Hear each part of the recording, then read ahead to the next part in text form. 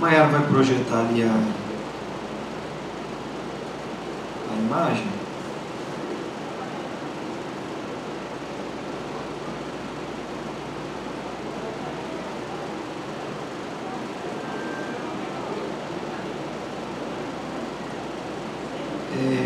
Desligou a TV aqui? Que aí eu vejo que está sendo projetado lá.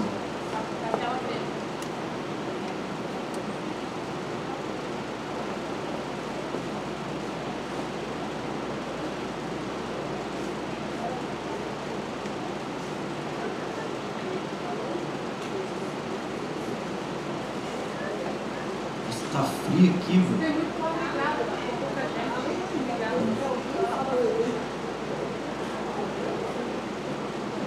Aqui na frente está frio demais.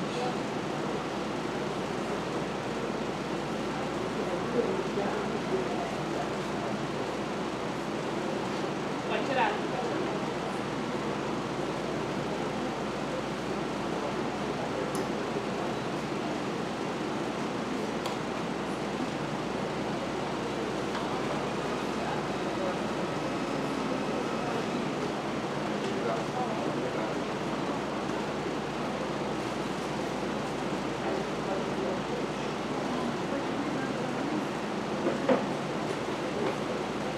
Pronto, não está aparecendo para mim.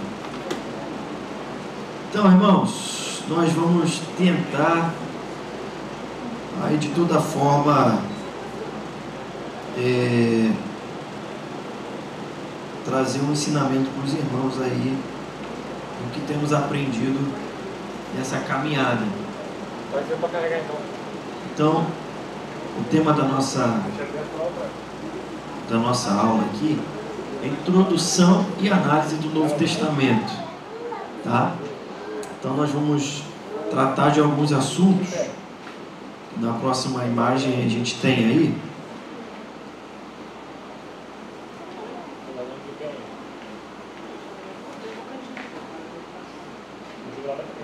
Próxima imagem. Isso. Temos aí a introdução e análise do Novo Testamento, os Evangelhos sinóticos, Mateus, Marcos e Lucas, Evangelho de João, Atos dos Apóstolos, Epístolas Paulinas, 1ª e 2ª Tessalonicenses, 1ª e 2ª Coríntios, Gálatas, Romanos, Colossenses, Filemão, Efésios e Filipenses, 1ª e 2ª Timóteo, Tito, cartas gerais, a igreja em meio ao sofrimento, né? Tiago, Hebreus e 1ª de Pedro, cartas gerais, a igreja diante dos falsos mestres, 2ª Pedro, Judas, 1ª, 2ª e 3ª de João, e o Apocalipse. Aí está a avaliação final, mas essa aí foi para uma outra ocasião, a não ser que os irmãos queiram que eu faça uma avaliação final.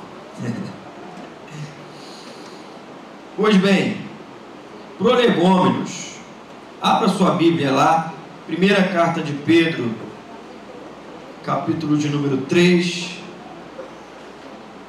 15, 16, 17 e 18.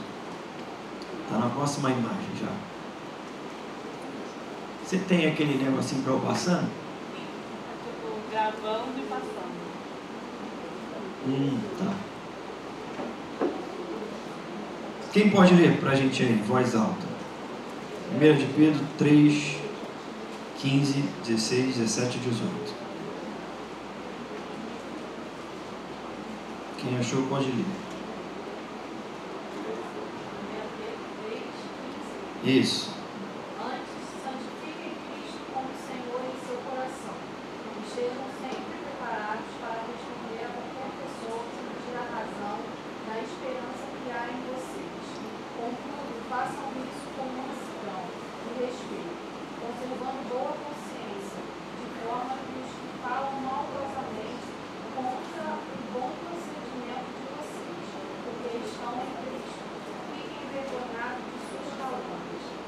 É melhor sofrer por fazer o bem, se for da vontade de Deus, do que por fazer o mal. Só até aí, tá bom. Então, pois bem, a Bíblia vai dizer que todo cristão deve estar pronto para responder acerca da sua fé. Todos nós precisamos estar prontos para responder quando alguém perguntar acerca da nossa fé. E tem um detalhe que diz aí: com mansidão. Com mansidão. Então não é com arrogância, não é com prepotência, nem nada disso, mas com mansidão. Então, todo cristão ele precisa saber um pouco sobre teologia, ou senão, o tanto que precisar. Todos nós precisamos saber teologia. E teologia, o que é teologia, né? O nome já diz, teologia, estudo de Deus, ou estudo acerca das coisas de Deus. Então, a teologia ela deve estar a serviço de todo o povo de Deus, de toda a igreja, e não... Ué, o que houve aqui? Caiu alguma coisa? Tem que ficar ligado, o carro fez um barulho ali. Então, todos nós precisamos estar prontos para falar a todo aquele que pedir razão da nossa fé. Não, alguém chega para você e pergunta: por que você crê no Senhor Jesus? Por que você é crente? Por que você crê em Jesus? Ah, eu creio porque meu pai me levou na igreja desde pequenininho, eu nasci na igreja e vou morrer na igreja. Mas será que é só por isso mesmo? Você tem que estar pronto para dizer o porquê que você crê no Senhor Jesus. Por que você é salvo? Da onde vem isso? Salvo de quê? Para onde que vamos depois que partimos dessa vida? São perguntas que pessoas podem fazer a você, ou se não, já fizeram a você. E não com embates teológicos, né, de disputar conhecimento, mas como forma de ensinamento, com toda humildade, com toda mansidão. Você está pronto para ensinar e responder a todos aqueles que pedir razão e da esperança da vossa fé, como está lá no texto que nós acabamos de ler de 1 de Pedro. Então, todo o povo de Deus vai se beneficiar desse labor teológico. Todo o povo de Deus vai se beneficiar da sua dedicação no conhecimento da palavra. Por alguns pontos. Primeiro,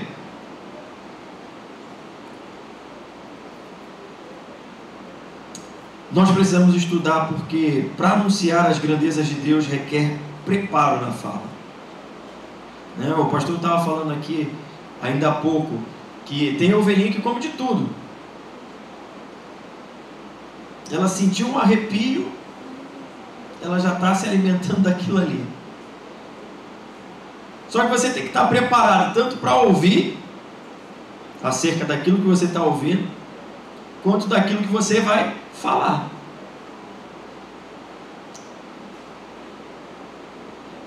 Às vezes eu olho para a nossa igreja, né, e comparo com algumas outras igrejas. Você vê que tem algumas igrejas mais de teologia pentecostal, eles chegam assim e falam assim: o irmão está com oportunidade. E larga o microfone e você está com oportunidade, meu irmão. Por um lado isso é bom, por outro lado isso talvez pode ser ruim. Ruim por quê? Porque se o irmão não estiver preparado, ele sobe ali e começa a pregar. Porque Danal é um cabra valente. Pediram para ele: solta o cabo, Danal. E ele não soltou o cabo. Só que Danal não era nenhum personagem. E o lado bom é que o cara vai sempre estar preparado para anunciar, para falar, desde que ele esteja se dedicando em estudo. Então não basta fazer discípulos, é preciso ensinar. A palavra de Deus lá em Mateus vai dizer: ide por todo mundo, pregai o evangelho a toda criatura, ensinando a guardar todas as coisas que eu tenho dito. O que eu entendo com isso? Que não é simplesmente você chegar para a pessoa e falar assim: olha, você quer entregar sua vida para Jesus? Ela fala: eu quero entregar minha vida para Jesus. Então levanta a tua mão aí agora. Aí a pessoa levanta. Faça essa oração de entrega. A pessoa faça a oração de entrega. Aí você, vai na paz. Deus te abençoe. Abra a Bíblia lá e se vira. Não. Você é um discipulador. Você precisa fazer outros discípulos. Você precisa sentar e ensinar. Aí você vem culto após culto, ETB após ETB, e não está ensinando nada a ninguém. Então você tem aprendido aqui, você tem estudado para você transbordar, para você ensinar outras pessoas, para você fazer outros discípulos. E é para isso que nós precisamos estar preparados, porque até para ensinar eu preciso me preparar antes. Como é que eu vou ensinar algo que eu não sei? Então você tem que estar pronto, preparado a todo aquele que pedir razão da vossa fé. Terceiro, está preparado para responder a todos aqueles que pedir razão da esperança, como o texto que nós acabamos de ler. E é uma matéria que o pastor falou, que é a matéria de apologética, a defesa da fé, né? Apologética, defesa da fé. E vai ser muito interessante quando ele passar essa matéria, que nos ajuda muito, ainda mais nos dias de hoje, quando a sua fé é confrontada no sentido de minar, ou menosprezar, ou descartar a palavra de Deus.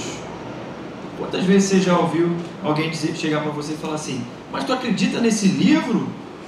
Um livro que foi escrito por homens, e começa a colocar minhoca na sua cabeça. Você acredita num Deus, você nem vê Ele, como é que você crê nisso? Você precisa estar preparado, irmãos, para dar essas respostas. Espera aí que eu vou ligar para o pastor Carlos Felipe.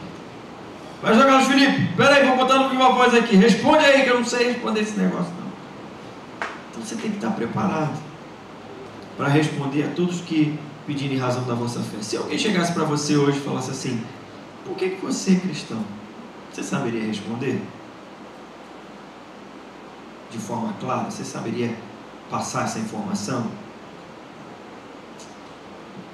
Quarto, bem preparados, não seremos levados por todo ou qualquer vento de doutrina, como diz em Efésios 4,14. Bem preparado, quando você está estudando, quando você está se dedicando à palavra de Deus, não é qualquer palavra que você vai ouvir e você vai dizer: é Deus que está falando.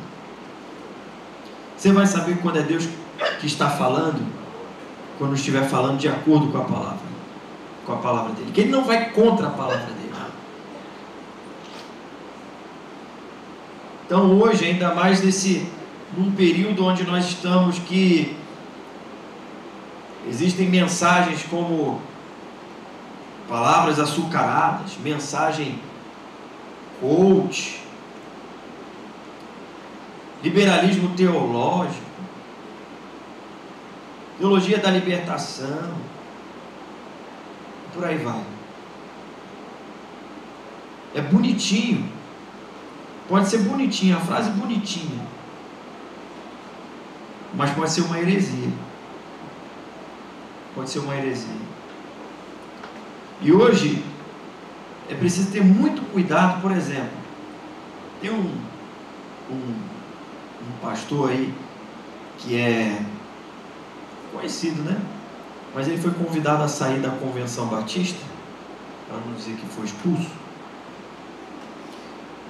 Ele já vem falando, e vai percebendo, vai olhando, vai falar assim: essa mensagem aí não está legal. Só que da última vez que ele falou foi o boom, né? Da última vez ele falou que lá no texto, quando Jesus está com a mulher samaritana, que ele fala assim: se você me pedir a água, eu vou te dar uma água que jorra. Eu assisti essa pregação toda 2 vezes, para não falar que só foi o corte. Eu assisti 2 vezes para falar assim: não, ele falou isso. Ele não é bobo, ele sabe o que ele está falando. O cara é inteligente. Ele é mestre, mas é um falso mestre. É um falso mestre, mas é mestre. Ele sabe ensinar. E daí ele falou que esse texto que Jesus está dizendo que pede uma água, que eu te darei uma água que jorra, Jesus estava falando do sêmen dele. E muitos depois começaram a defender. Não foi muito bem isso que ele falou, pipi, papapá. Não, foi exatamente isso que ele falou. Está lá no YouTube, todo mundo pode ver. E depois ele veio tentar se justificar e papapá. E para não piorar, depois ele veio falar que a Bíblia precisa ser atualizada, não sei o que, PPP. E aí, essa ideologia foi abraçando a muitos. Não, a gente precisa atualizar de fato a Bíblia, né? O contexto hoje da sociedade é diferente, né? O casamento já não é mais como antigamente, a família não é mais como antigamente. Ué, mas a Bíblia não muda. Ela não muda. Então, quando você está bem preparado, quando você está aliançado com a palavra de Deus, você não é levado por qualquer vento de doutrina. Então, às vezes, eu fico até assim pensativo, às vezes, quando um adolescente vai, uma criança, um adolescente vai numa outra igreja, que eu já conheço a fama da igreja, fica assim, cara, fico preocupado com o tipo de mensagem que vai ser ministrada lá. Mas fazendo o nosso trabalho aqui, de ensinar, que inclusive era para eles estarem aqui, eu falei com os pais, falei com eles, mas daí fica quem quer, né? De repente já sabe mais do que eu, e está tudo bem também. Mas uma pergunta para a gente meditar aqui. Tem uma história que um garoto chega para um homem e pergunta assim: diga-me, Senhor, do que a Bíblia fala? E essa pergunta alguém pode fazer para você, alguém pode chegar para você e perguntar: do que a Bíblia fala? Hein? Qual seria a sua resposta? Ah, a Bíblia fala de Deus. Tá, mas o que de Deus?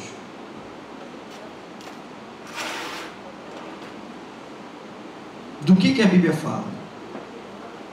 E o homem respondeu: meu jovem, a Bíblia fala sobre Jesus. Foi a afirmação deste homem. A Bíblia fala sobre Jesus. E a minha pergunta é, para a gente discutir aqui: a Bíblia, de Gênesis ao Apocalipse, foi a resposta do homem, dizendo que a Bíblia fala sobre Jesus. A minha pergunta é: a Bíblia, de Gênesis ao Apocalipse, fala de Jesus?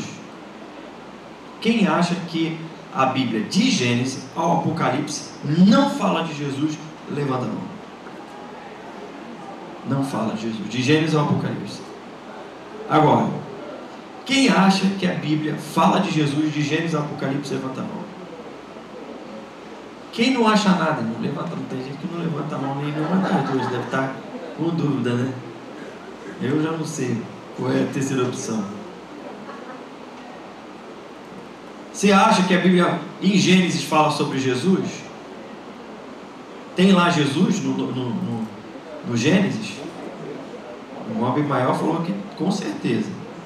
O outro irmão falou que o nome de Jesus não tem, mas fala sobre ele. O que vocês acham? Tem Jesus lá no Novo Testamento?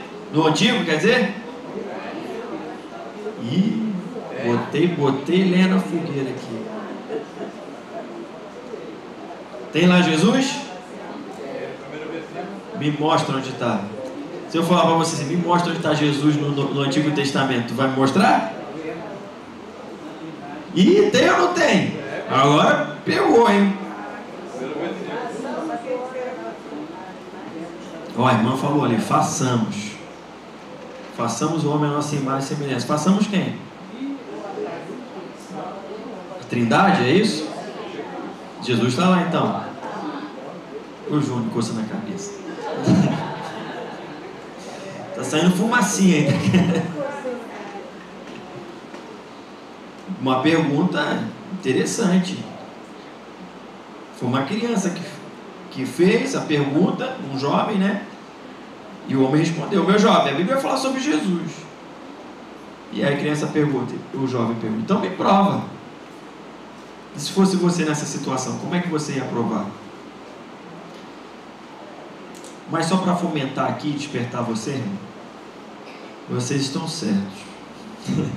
A Bíblia de Gênesis e Apocalipse fala sobre Jesus. Então, muito bom. Vocês não seriam levados por nenhum vento de doutrina falso. Sim.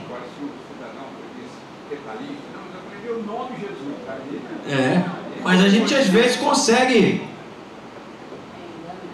pegar, por exemplo, o nome Josué, né? Que traz a ideia de salvação também. Oséias também. Isaías, Deus salva. E por aí vai. Mas então, vamos entender um pouco melhor sobre isso. Vou falar um pouco sobre cosmovisão. Cosmovisão cristã. Então, o que vem a ser cosmovisão? A ideia da palavra já é essa: cosmo, né, de mundo, e visão. Ou seja, como você enxerga o mundo. Então, vamos dar um exemplo aqui. A ideia é, por exemplo, se eu tirar o óculos aqui, o rostinho já começa a embaçar, né? Eu consigo saber que o Júnior está lá atrás, né? Os irmãos estão aqui na frente, mas com dificuldade. Mas quando eu coloco o óculos, melhora muita coisa. Então, o que seria essa cosmovisão? A cosmovisão é a lente pela qual eu vou ler o mundo. É a lente pela qual eu vou ler o mundo. Então, a partir da lente bíblica, eu faço a leitura do mundo. Pegou a ideia do que é cosmovisão? A partir da leitura bíblica, eu faço a leitura do mundo. Então, como que eu faço essa leitura bíblica do mundo e até mesmo nos livros da Bíblia? Eu preciso falar disso para que você entenda mais para frente a ideia do Novo Testamento e por aí vai. Então, são alguns pontos para a gente falar aqui. Primeiro, criação, queda, redenção e consumação. Será que você pode repetir isso comigo? No 3, 1, 2, 3. Criação, queda, redenção, consumação. Então, o que significa isso? Isso é interessante para você fazer a leitura do mundo e uma leitura bíblica, uma leitura saudável, né? Bíblica. Criação. Gênesis, capítulo de número 1, versículo de número 1, vai dizer que Deus cria todas as coisas. E Deus viu que era muito bom. Pronto, Deus cria tudo perfeito, tudo correto. Um animalzinho com outro animalzinho, o macho com a fêmea, o sol e a lua, as estrelas, o firmamento, a terra seca, a água, a separação, e tudo no comando. Deus vai falando e vai fazendo. Fez o homem, fez a mulher, e no 7º dia ele desfrutou, ou descansou, né? Desfrutando de toda a sua criação. Tudo perfeito. Só que em Gênesis capítulo de número 3, vai abrir na Bíblia aí, eu vou falando os textos, você vai abrindo que você me ajuda. Deixa eu abrir a minha aqui também.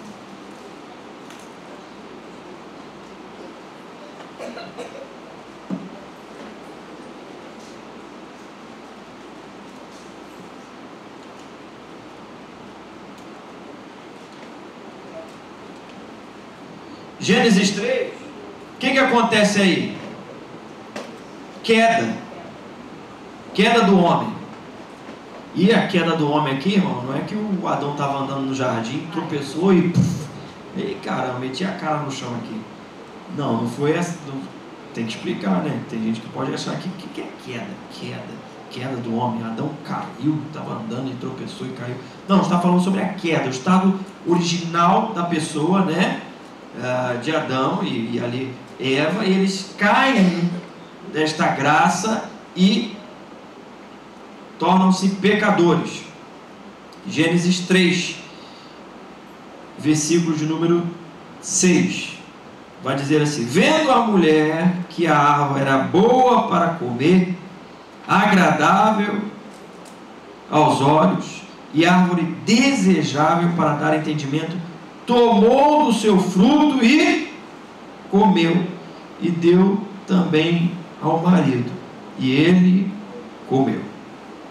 Aqui começa o sanhaço, irmãos. Desculpa os termos aí que eu vou falando, mas só para você entender. Aqui vai começar, meu irmão, a tragédia.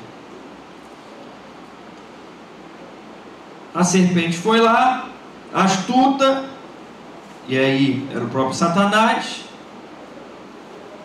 vai dizer assim: é verdade, versículo de número 1, é verdade que Deus disse: não coma do fruto de nenhuma árvore do jardim? A mulher respondeu à serpente: do fruto das árvores do jardim podemos comer, mas do fruto da árvore que está no meio do jardim, disse Deus, vocês não devem comer dele, nem tocar nele, para que não venham a morrer. Que não venham a morrer. Versículo 4. Então a serpente disse: é certo que vocês não morrerão. Pronto.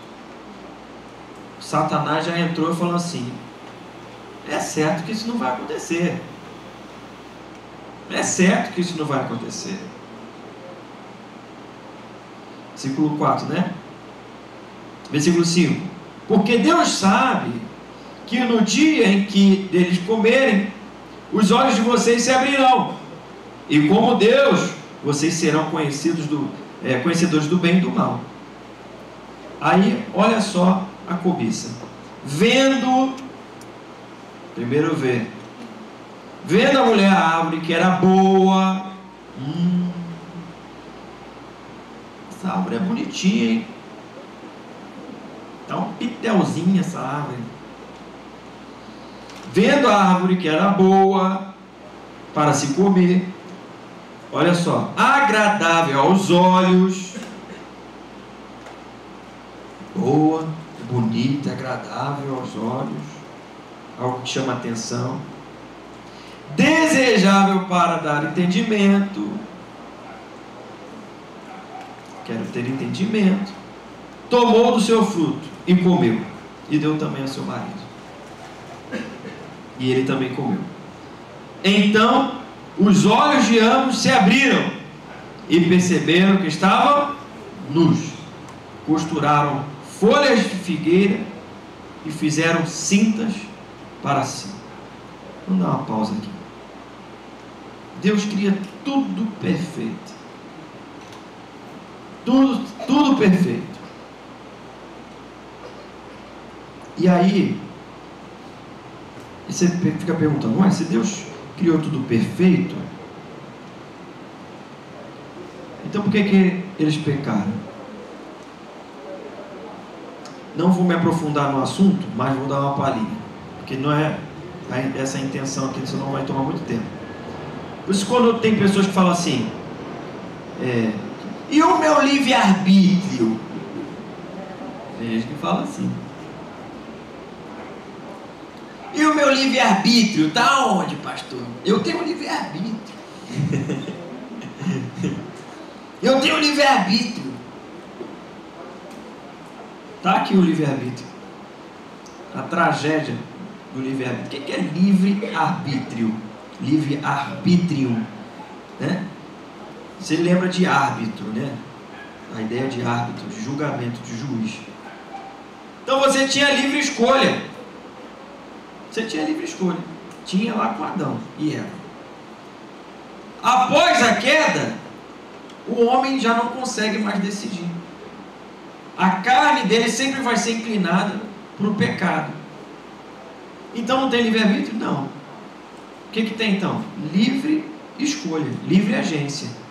E eu acordo de manhã, decido botar esse sapato aqui, essa bota, essa calça, essa camisa.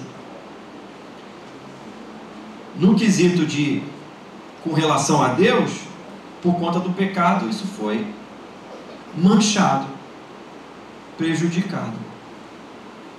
Então, quando você ouvir alguém falando de livre-arbítrio, tenta entender o que a pessoa está falando. Se a pessoa for sensível a aprender, né? Porque tem gente que você quer ensinar ela, não, mas na Bíblia está escrito. Aonde? Então você tenta ensinar ela. Você fala, ouve lá com Adão e Eva, mas quando eles pecaram, o homem ficou corrompido e a sua inclinação, as suas escolhas sempre vão ser para o pecado. Então ele não está livre. Há um impulsionar pecaminoso na nossa decisão, nas nossas escolhas. Até boas escolhas manchadas pelo pecado. Às vezes você vai ajudar lá, vou ajudar esse senhorzinho a atravessar a rua aqui. Aí você ajuda o senhorzinho a atravessar a rua. Aí você fala assim, aí o senhor vai embora. Você fala assim, não deu nem obrigado. Ué, tu atravessou ele para ouvir obrigado? Tu atravessou porque é generosidade, né, bondade. Mas a sua tendência pecaminosa, você quer glória. Você quer, louvado seja o teu nome. Peraí, para o trânsito, olha aqui. Filma! Louvado seja o nome dele, atravessou o velhinho. O velhinho só queria atravessar. E às vezes ainda falam assim, fiz a minha boa ação de hoje. Então fez por quê? Fiz minha boa ação de hoje. Era só uma meta, né? Bati a meta hoje, tá tudo certo. Amanhã, hoje não tem mais boa ação. Se parecer um velhinho querendo atravessar, chegou atrasado, porque o outro já estava na frente. Você está... Então, só que aí há uma mensagem, a primeira mensagem que a gente chama de proto-evangelho, ou seja, o primeiro evangelho a ser pregado, Gênesis 3,15. Então, abra sua Bíblia aí, Gênesis 3,15.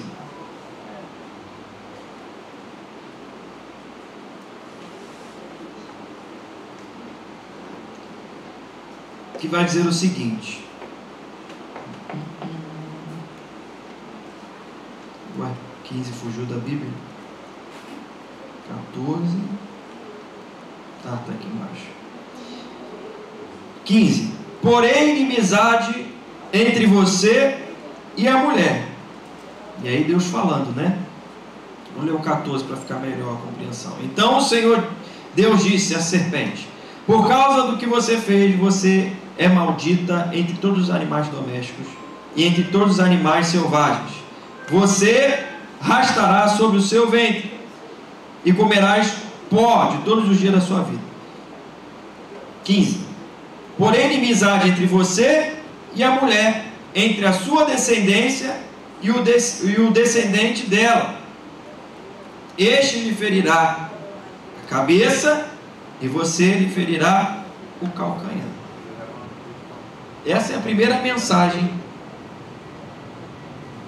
anunciada por Deus. Qual é a mensagem?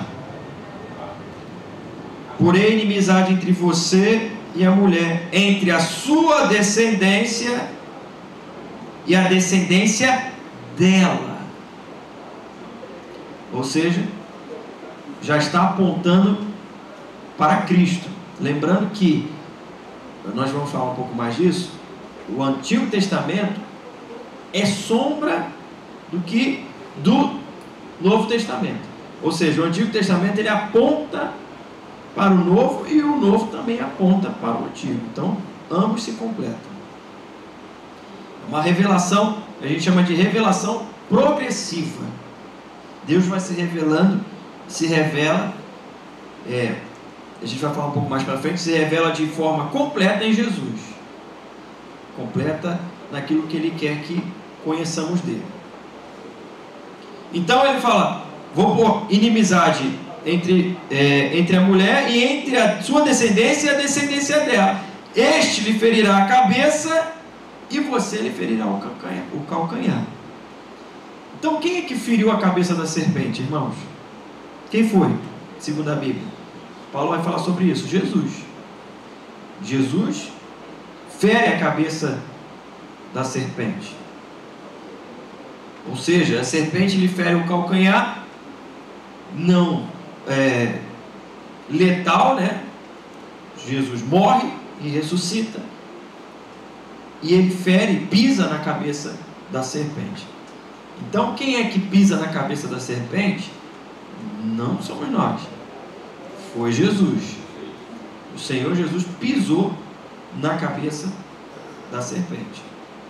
Então essa é a primeira mensagem: virá um que vai pisar na sua cabeça. Esse é o primeiro evangelho que está sendo pregado. Virá um que vai pisar na sua cabeça. E daí Deus continua com a sentença. Pronto. E agora? O homem e a mulher são expulsos do jardim. Gênesis 3:9 vai dizer que Deus, na viração do dia, descia e procura o homem e pergunta: onde você está, Adão? O que você fez? E ele fica dando algumas desculpas. Onde você estava? Ele fala: eu ouvi sua voz e tive medo, me escondi. Deus perguntou: quem fez saber que você estava nu? Quem falou isso para você? Quem tirou a sua inocência? Quem fez você saber disso? Aí ele vai falar que a mulher deu o fruto. E aí Deus pergunta à mulher: o que é isso que você fez? Olha, já começou. O pecado entrou, meu irmão. Começou lá. A culpa foi dele. Não, foi fulano. Mas você também é assim, a culpa foi tua. Essa primeira crise conjugal aqui foi por conta do pecado. Então não está diferente dos dias de hoje, né? Então a primeira crise, a primeira DR, né? Crise aqui conjugal foi pecado, desgrama do pecado, a enfermidade do pecado. E a mulher vai e fala: foi essa serpente aí que mandou, me enganou e eu comi. Aí Deus: então tá, então toma a sua sentença, serpente, toma a sentença da mulher, aumentarei em muito o seu sofrimento na gravidez, e toma a sentença do homem, e por aí vai. E agora? O que nós vamos fazer? Tenho 10 minutos para terminar esse tempo aqui de cosmovisão. Criação, queda, redenção. Agora Deus a todo momento está levantando profetas para falar ao povo: olha, se arrependam. Agora Deus levanta homens como Moisés, Josué, e você vai lembrando dos cenários das histórias, a todo momento Deus levantando homens e também mulheres, mas sua maioria aqui homens. Você tem o livro de Esther, por exemplo, também. E Deus está levantando, falando: arrependam-se, arrependam-se, arrependam-se. Quer ver uma mensagem forte, que ensina muito bem isso? Isaías capítulo 1. Vamos pegar o Isaías como esse resumo, né, de todos os outros demais profetas.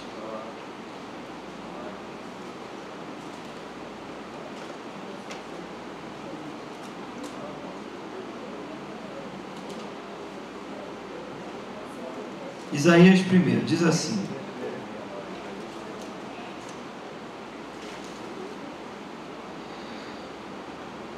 versículo 2: escutem, ó céus, ouçam, ó terra, porque o Senhor é quem fala. Criei filhos e fiz crescer. Deus criou, certo? Criou filhos e fiz crescer. Mas eles se revoltaram contra mim. Onde foi isso?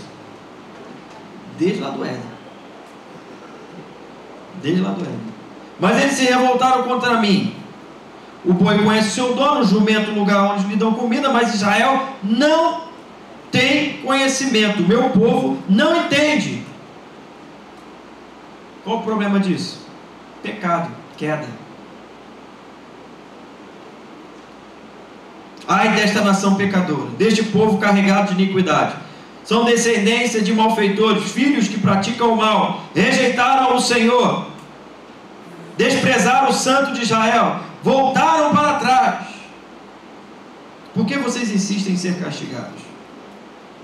Por que continuam em rebeldia?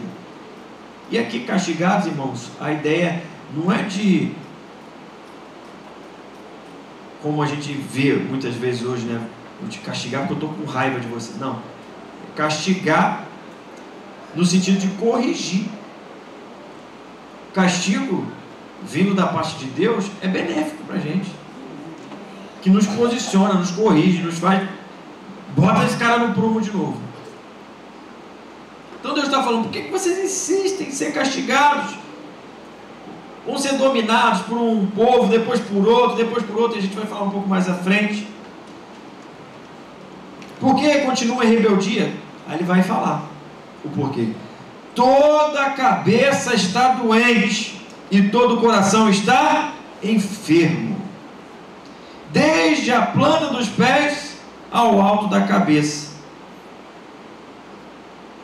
Não há nada são, a não ser feridas, contusões e chagas abertas, uma e outras que não foram limpas, nem atadas, nem tratadas com azeite. O que é isso? Que doença é essa que ele está falando? É a doença do pecado. Está doente da planta do pé ao alto da cabeça. Não tem nada são.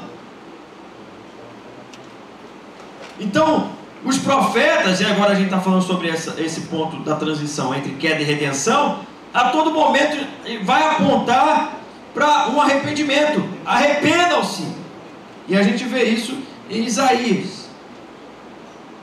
Versículo 18, no mesmo capítulo, versículo 18, o Senhor vai dizer: venham, pois, vamos discutir a questão.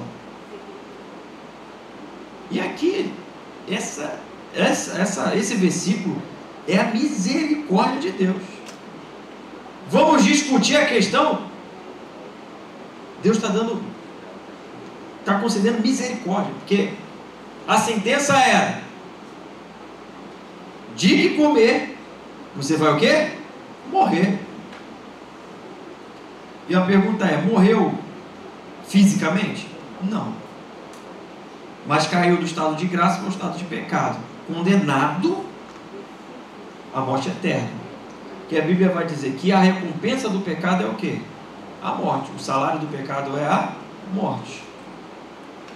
A recompensa por conta... Todos nós, toda a humanidade está caminhando para o inferno. Eita, pastor, isso é muito pesado. É. Só que Cristo Jesus se manifesta, e agora todo aquele que nele crê não vai perecer, ô glória, mas vai ter a vida eterna. Essa é a mensagem de boa notícia. Só que há pessoas que não querem esse Cristo, então continuam caminhando para a condenação eterna. Então aqui se manifesta a graça de Deus. O convite é a graça, né? Venham, pois, e vamos discutir a questão. Deus está falando: eu vou te dar uma oportunidade. Graça. Aí ele discute assim: ainda que o pecado de vocês seja como a escarlate. O que é escarlate? Né? Uma cor vermelha, né? Próximo de sangue ali. Ainda que o pecado de vocês seja como um escarlate, eles se tornarão brancos como a neve. Ainda que sejam vermelhos como o carmesim, eles se tornarão como a lã.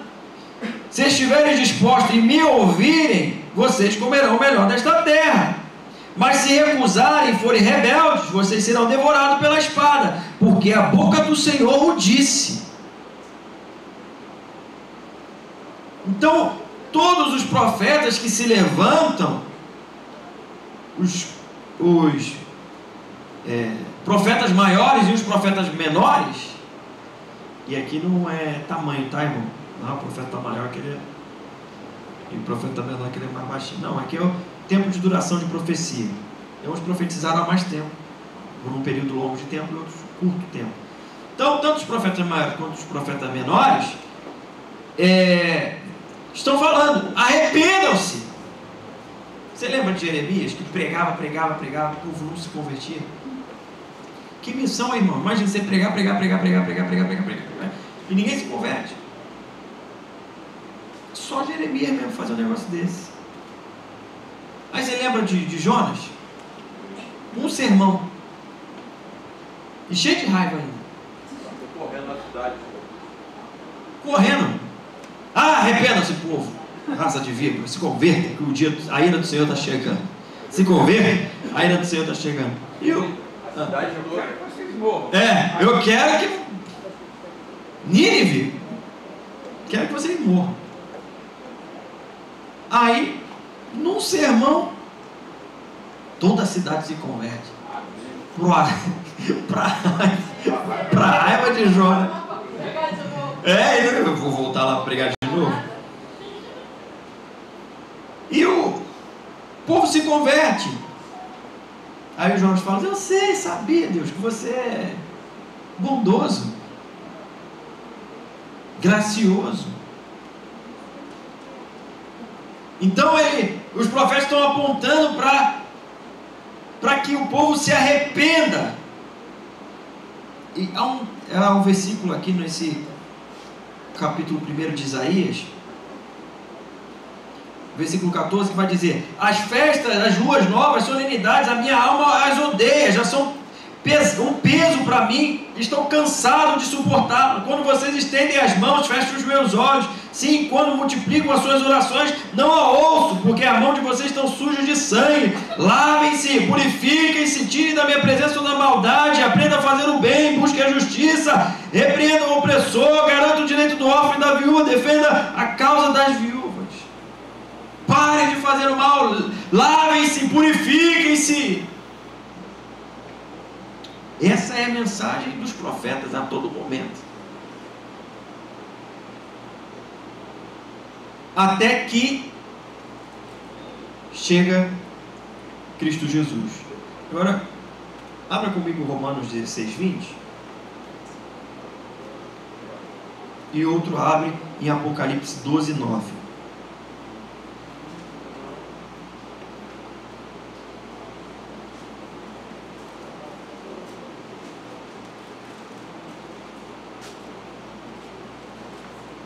Então agora, diante dessa mensagem dos profetas que profetizaram, apontando para uma redenção nesse período de queda e redenção, os profetas estão com a lei numa mão e o jornal de Jerusalém na outra. Ele olha, está errado, a lei diz isso, e profetiza sobre aquele povo. Só que agora lê Romanos 16, 20. Quem achou pode ler em voz alta, por favor. Romanos 16, 20. Deus da paz, em breve esmagará debaixo dos nossos pés a Satanás. A graça do nosso Senhor Jesus Cristo seja convosco. Aleluia! E o Deus da paz em breve esmagará Satanás debaixo dos vossos pés. Não do vosso, nosso, tá? Vosso dele. E que a graça do Senhor permaneça com você. Apocalipse 12, 9. Quem achou pode ler, por favor. O grande dragão foi lançado fora. Ele é a antiga serpente chamada Diabo ou Satanás, que engana o mundo todo. Ele e seus anjos foram lançados da terra.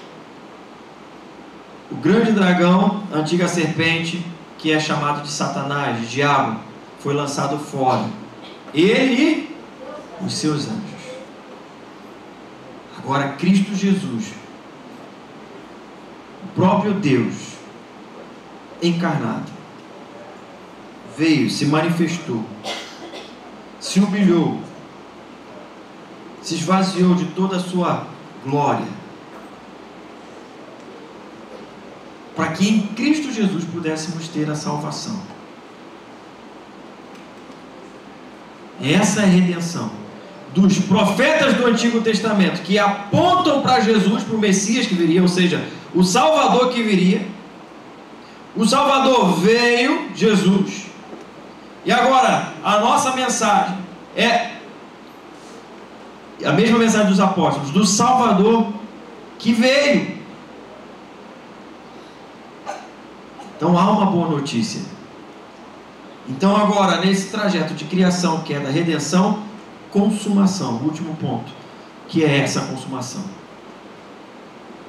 Satanás, os seus demônios, os seus anjos, sendo lançados no lago de fogo e enxofre para todo sempre.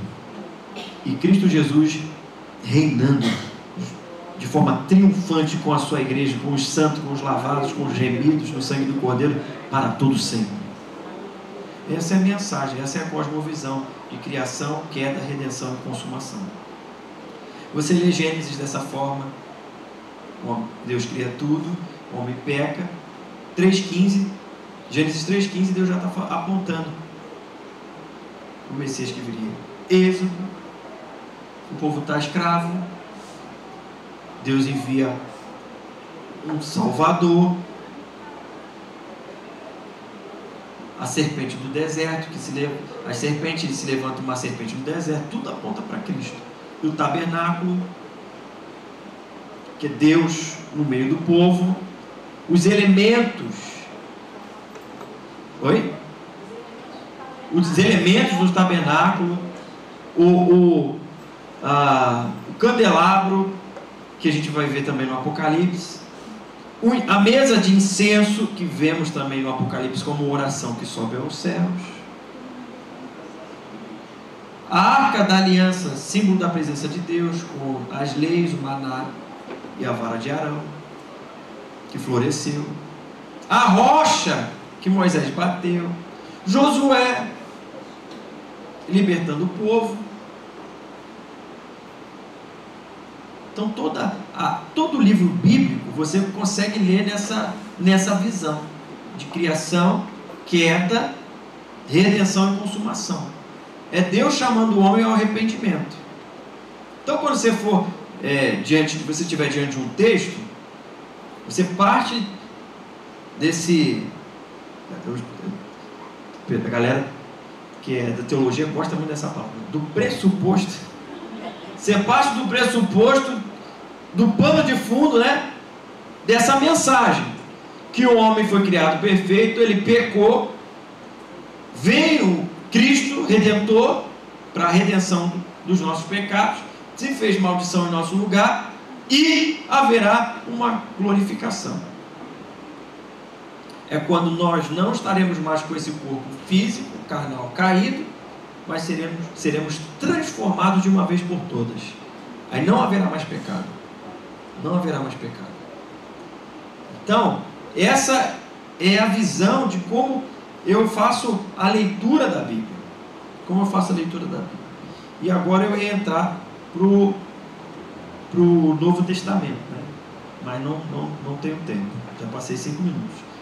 Mas fica com essa mensagem, com esse resumo, que agora nós vamos entrar para falar, né? Você vai fazer essa leitura do Novo Testamento a partir dessa mentalidade de criação, queda, redenção e consumação. Vamos lá, vamos repetir no 3, 1, 2, 3. Criação, queda, redenção e consumação. Criação, você já aprendeu. Queda, você aprendeu. Redenção, você aprendeu. E consumação. Quando Cristo vai consumir, né, vai trazer o grande finale. Vai ser espetáculo, vai ser aquela coisa, imagina, né? Um grande thriller, igual a música do Michael Jackson, as pessoas começam a sair. Só que esse vai ser celestial, vai ser, eu queria estar aqui para ver como é que seria esse negócio. Mas vai ser um espetáculo. Todo olho vai ver, todo joelho vai se dobrar. Aí já era, meu irmão. Quem está com Cristo está, quem não está, não está. E não tem. Chora a mamãe, pode chorar, pode. Diz que até aquele que transpassou Jesus vai ter que ressuscitar para ver. É isso aí.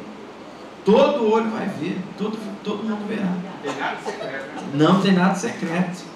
Né? Que aí entra já lá no finalzinho, a gente vai falar sobre o Apocalipse, sobre essa questão do arrebatamento secreto. Mas isso aí uma outra, ainda tem muita coisa para rolar ainda. Mas uma coisa é certa, vai ser um dia muito festivo, muito alegre, e vai ser um dia muito feliz para aquele, porque é o ponto final, acabou.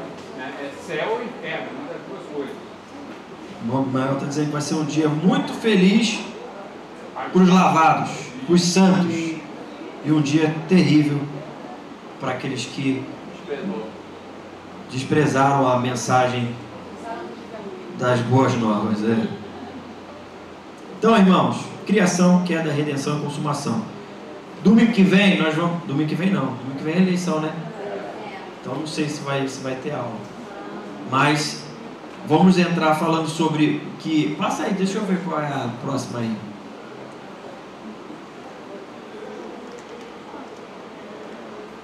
Olha lá.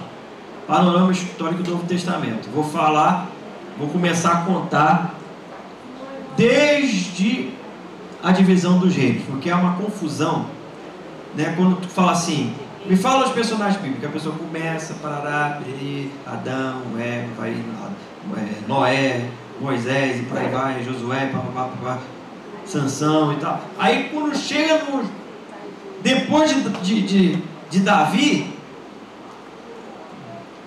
dá um bug na cabeça da galera e fica, caramba, e agora?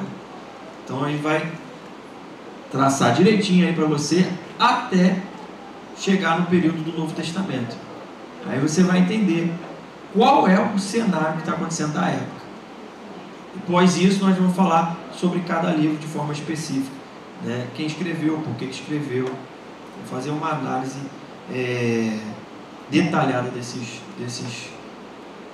livros. Amém, irmãos? Amém. Você curtiu? Gostou? Glória a Deus, então. Então, convide outros. Fala assim, irmão, você precisa aprender a Bíblia, hein? O pastor Carlos Filipe está dando uma aula lá e você precisa estar lá para você aprender. Ah, mas eu não gosto. Hã?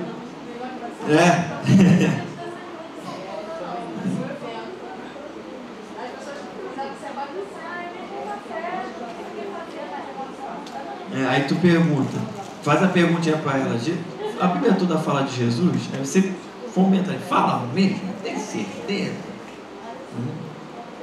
Aí ela fala assim, eu preciso ir lá para aprender. Mas é isso, irmãos, vamos orar? Você coloca de pé no seu lugar.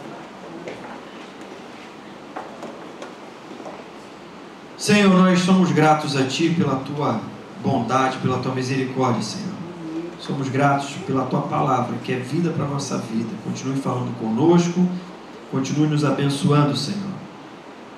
Pedimos a Tua bênção sobre nós para que possamos compreender ainda mais a Tua palavra. Agradecemos pela vida do Gabriel, que está aqui conosco, completa mais um ano de vida, está aqui passeando com a sua família, né? Tirando um tempo com a sua família e depois irá voltar para o seu local de trabalho. Pedimos a Tua bênção, continue com ele, guardando o Teu filho, livrando de todo mal, Senhor, que ele continue sendo instrumento dos céus lá naquele lugar, para a glória do Teu nome. Nos abençoe, Senhor, que possamos estar logo mais aqui à noite, para a glória do Teu nome, em nome de Cristo Jesus. Amém. Deus abençoe, irmãos. Vão na paz.